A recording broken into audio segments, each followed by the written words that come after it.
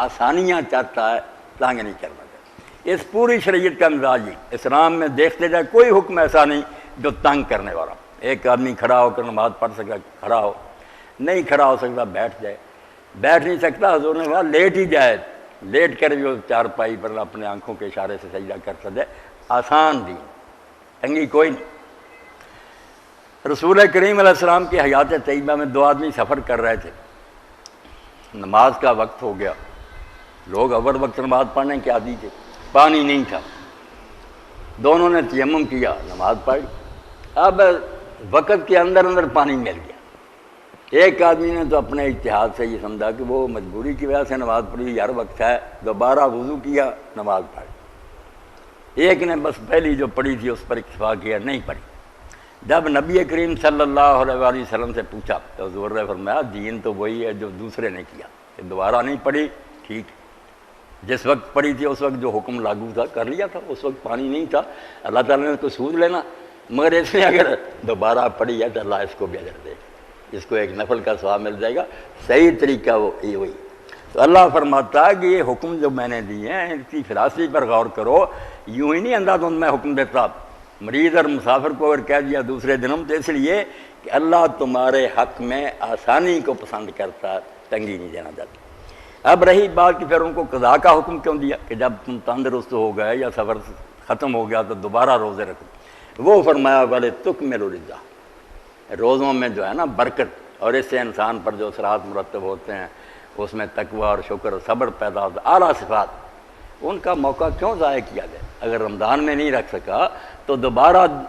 باقی دنوں میں وہ گنتی پوری کر لے۔ یہ دوائی ضروری ہے انسان کے لیے کہ اس میں تقوی پیدا ہو، اس لیے قضاء کا حکم دیا کہ ان دنوں میں نہیں ہو سکا تو دوسرے دنوں میں گنتی پوری کر۔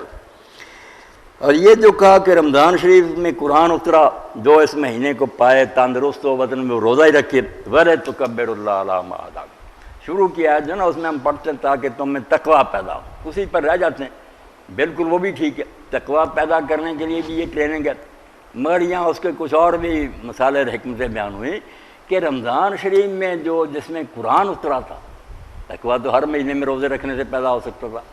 اس مہینہ میں جب احساس سے رکھا کہ اس مہینہ میں اللہ نے ہمارے لیے کتاب ہدایت اتاری تھی،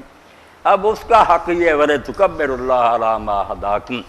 چونکہ اللہ تعالیٰ نے تمہیں ہدایت دی ہے، اسلام نصیب ہوا، قرآن جیسی نعمت مل گئی، اس نعمت کے شکرانے میں تم اللہ تعالیٰ کی بڑائی بیان کرو۔ یہ روزے کا دوسرا مقصد بیان ہوا کہ جب اس پر عمل کرتے ہو تم حکم مانو گے، ایک تو صرف قرآن کو روک چھوڑو اور چومو چاٹو، یہ کوئی شکریہ نہیں، جس غرض کے لیے اتری ہے نا کہ عمل کرو، زبانی باتوں کی بجائے جب انہوں نے عملاً کر کے دکھایا کہ ہم نے کھانا پینا چھوڑ دیا، ہمارے لیے بڑا تو ہے، نہ ہماری اپنی خواہش ہمارے لیے کوئی بڑی ہے، نہ کسی کا رسم و رواج، ہم تو تیرے حکم کو بڑا مانتے ہیں۔ تکبیر ایک زبان سے ہم کہتے ہیں اللہ اکبر، ایک پورا دین جو نا وربا کا کب ہے، جب عمل سے ہم کر کے دکھاتے ہیں کہ اللہ دیکھ تیرا حکم ملا، بے شک کتنا ناگوار ہے، تلخ ہے، طبیعت نہیں چاہتی، مگر ہم تجھے بڑا مانتے ہیں، یہ اصل تکبیر ہے۔ تو اللہ کہتا ہے جب تم نے رمضان شریف میں یہ یاد کر کے قرآن اترا تھا اور عمل کے لیے اترا، روزہ رکھ کر ثابت کر دیا کہ سب سے مشکل کام تو یہ تھا نا کہ کھانا پینا چھوڑ دو، گرمیاں، زبان خشک ہو رہی ہے، مگر نہیں، چکھنا ہے۔ اللہ نے چونکہ ہدایت دی ہے اس لیے اس کی بڑائی بیان کرو، اور ساتھ فرمایا وَلَعَلَّكُمْ تَشْكُرُونَ۔ تیسرا اس کا فائدہ یہ ہے کہ تم میں شکر کا جذبہ نشو و نما پائے۔ اب شکر دونوں طرح کا، بندوں کے ساتھ بھی شکر کرتے ہیں ہم کہ ہمیں اگر کوئی چیز زیادہ ملی ہے، دولت ہے، پیسے، کھانا پینا، تو ہم دیکھیں گے ہر 4 پیر روزہ رکھا تھا، کیا بن گیا تھا، کیا حالت ہماری ہو گئی، اگر ساری عمر نہ ملتا کھانا پینا کیا حال ہوتا۔ اس وقت اگر احساس کریں کہ کتنے بندے خدا کے ایسے جن کے پاس روزہ افطار کرنے کو کوئی شاید، وہ ہماری طرح بیٹھے ہیں، ان کے بچے بھی ترس رہے ہیں، ہمارے ہاں فروٹ کی